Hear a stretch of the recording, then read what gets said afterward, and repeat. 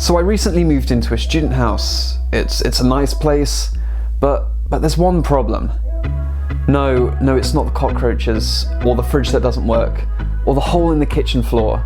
You see, the walls are too goddamn thick, which is nice in that I can't hear my housemates watching anime whilst eating oysters or whatever that sound is. But it means my Wi-Fi is pretty goddamn bad. The slick speeds I get downstairs simply turn to mush upstairs, and there's no getting around it. So I thought, hey, this sounds like a job for a Raspberry Pi. So I thought, why not? Could there be a way to turn a Raspberry Pi into a Wi-Fi repeater, extender, or something like that? So that's what we're going to look into, that's what we're going to find out, that's what we're going to do right after I tell you about Maltronics.com. Maltronics is your one-stop hacker hardware shop. You know it's true because it says it in the title. It's run by me and has loads of cool stuff such as the Malduino, Spacehun's Wi-Fi deauthor. If you don't remember what that is, it's a small device that'll kick any other device off a Wi-Fi network, whether you're connected to it or not. So check it out. It has other cool stuff such as the USB protector and the Wi-Fi keylogger. It'll be in the description, maltronics.com. So to provide some context, I have my router downstairs, though I use these powerline adapter whatsits in order to use my house's electrical wiring to get decent speeds upstairs. It's not perfect, but other than running an Ethernet cable up and down the stairs, it is my best option. Connected to that, I have my Netgear 8-port switch, which is in fact connected to a cheapo TP-Link wireless router. However, the power adapter for that produces some really bad high-pitched noises, so yeah, I don't use that anymore. See, a normal person would just go on eBay and get a new power adapter, but hey, I can't make a video on that now, can I? Oh, and by the way, you're probably wondering what the blue tape is, and manufacturers don't seem to realise that I do want to sleep every now and then, and I can't sleep with lights on, so I whipped the blue tape out for that, though I kind of gave up when it came to the switch, am I right? So in this video I'm going to do it two different ways, one way using a full-size Raspberry Pi and the second using a Raspberry Pi Zero. In both instances I'll have it such that the Raspberry Pi will be receiving a wired connection and then they'll be using that to create a wireless hotspot, which will of course allow me to connect my devices to that. That seems to be a better option than what would be a lot more janky, as in the Pi receiving a wireless signal and then it's sharing that again, kind of like a wireless repeater. That's difficult because the Pi, well, any Pi only has one Wi-Fi radio, so you'd have to have an external Wi-Fi adapter connected to it, and it's just going to complicate things. I will of course link the project files for the Pi, full-size Pi and the Pi Zero in the description. They are going to be different, so we're going to be comparing what speeds we're going to get. Are we going to get better speeds with the full-size Pi or the Pi Zero? So first off, we're going to do setup of the full-size Raspberry Pi here. I'm pretty sure you can use any Raspberry Pi 3. We're using a 3B+, so you're going to need to use that. And then of course a micro SD card. I'm going to run through the whole setup here real quick because I'm sure many people already know what's going on here. So stick your micro SD card into your computer, and I've already got Raspbian installed on this, though I do recommend doing a clean wipe of the card each time you use it. So open up disk part on Windows, tap yes. So here you need to be pretty careful that you do the right thing, because you could quite easily destroy a lot more than you want to, trust me. So once you've got disk parts open, just type list disk, and you'll need to select the micro SD card you've got in there. So for me it's pretty obvious, disk 2. Be very careful with which one you select, so I'm going to select disk 2. And then I'm going to just type clean. Once that's done, type create partition primary. So you can use pretty much any disk utility, though I tend to stick to disk parts just because I know it does the job properly and it's part of Windows, so you don't have to install anything. So although your partition is there, it will not yet be formatted, so just ask if you want to format the disk and tap yes.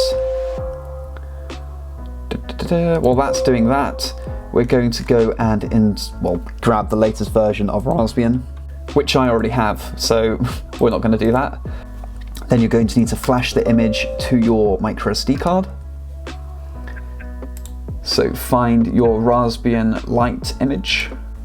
Find the image, make sure you have the correct device selected, and click Write. Make sure you've got the right device. Next, just unplug your microSD card and stick it in your Pi. So now you're ready to apply power to your Pi. First, of course, you're going to give it some Ethernets. Once it's got the Ethernets, you can go ahead and plug it in. There we go. And you'll know it's working when your port starts flickering on your switch. So it's the second one in there.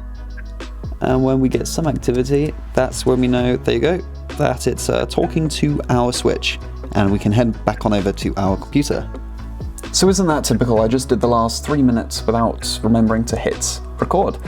So I'll quickly go through. Once the Pi is connected to the network, you need to figure out what IP address it has. I recommend getting an advanced IP scanner if you're on Windows, because it just allows you to quickly find out what's on your network. If you're on a Unix-based system, then you can just do an nmap or whatever, you know, simple. But yeah, just run a sweep of your network and you'll find your Raspberry Pi here. It's pretty obvious because it's labeled Raspberry Pi, so that you'll know that is your IP address of your Pi. And then if you open up command prompt and you type SSH, this is the same on Unix, excuse me.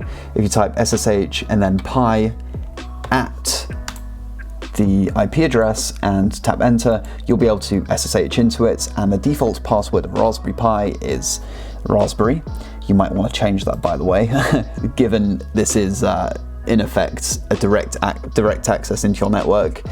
So now, once you're in, you will need to go through the setup. The setup here is really quite simple. You just need to paste in the git clone command. I think we have git install on this. Oh no, of course we don't.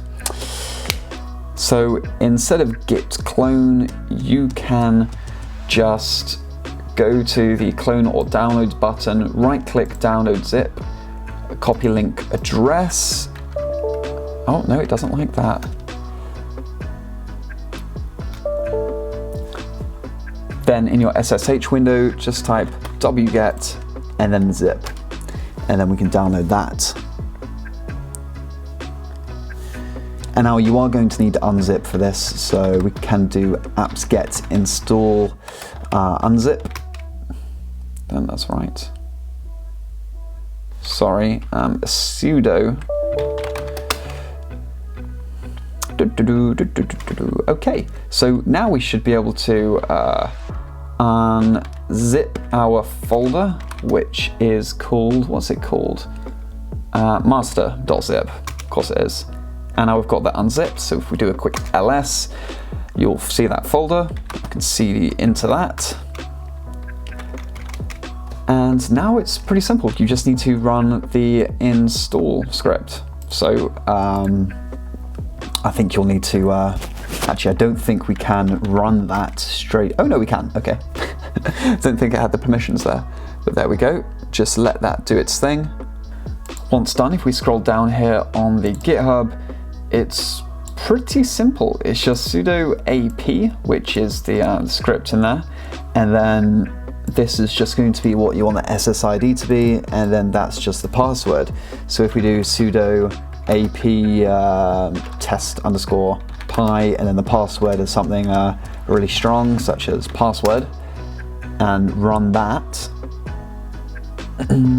hopefully, if we get a phone, where's my phone? Ah, crap. So now we're at our phone, you can see test pi, and if we enter the password, which is password, hopefully we should get a connection here. There we go. So let's see what we're getting speeds-wise.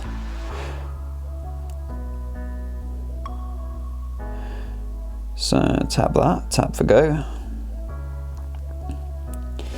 And we're getting, it's better, slightly, than what I get on Wi-Fi from up in my room. But, okay, so upload is decent. Okay, we get a solid 10. Okay, so that didn't seem to make a whole load of difference, which is kind of disappointing. So for the Raspberry Pi Zero, I use Routerypi. As far as I can tell, it only works with Raspberry Pi Zero Ws, though I haven't tried it with a normal Raspberry Pi. There are certain options, like you can add LEDs to it, so it'll give you some kind of status to it, and a push button to reset it. However, I just installed it as is without any kind of physical modifications. I'm not going to bore you with the full installation or quickly tell you what you have to do. They do have an install script, though that didn't work for me. I think that's too old. Yeah, this was updated 9 months ago, it still works. Well, it's in the product as a whole does, just not the install script. So you will have to do it manually, running the commands as is, and then just copying this into the config file, and then just going through it manually as it says. The steps are pretty easy to follow, so I won't go through that. Though let's just run a quick speed comparison and see whether there's any improvements with the Pi Zero W. Okay, so the poor Pi Zero fared pretty bad, and I think the reason for that is the fact that we have to use an Ethernet adapter here. So you'll notice that the Pi Zero, we've got, of course, the power, but because it doesn't have an Ethernet port, we have to have just a full-size USB converter, but then an Ethernet adapter. And this Ethernet adapter is cheap as hell. I think it's like $1.50 from China, but it is limited to 10 megabits per second. So we weren't going to get any better than 10 megabits, and 10 megabits was probably a very generous estimation of the speeds you get with this thing, because we're getting 6. So, after all of that, can you use a Raspberry Pi as a Wi-Fi extender? Sure. Should you? Probably not, given you can get a Wi-Fi extender for less than the price of a single Raspberry Pi, so it kind of renders the whole thing pointless, unless, of course, you want to run some kind of custom router software on your Pi, in which case, go for it, because there's probably limited other options. But yeah, I'd give this one a miss, guys. You're welcome, I saved you the time. So yeah, I hope you enjoyed this video somewhat. If you liked it, remember to hit that like button, subscribe if you haven't already. And yeah, stay tuned for more hacking videos. Have a good one.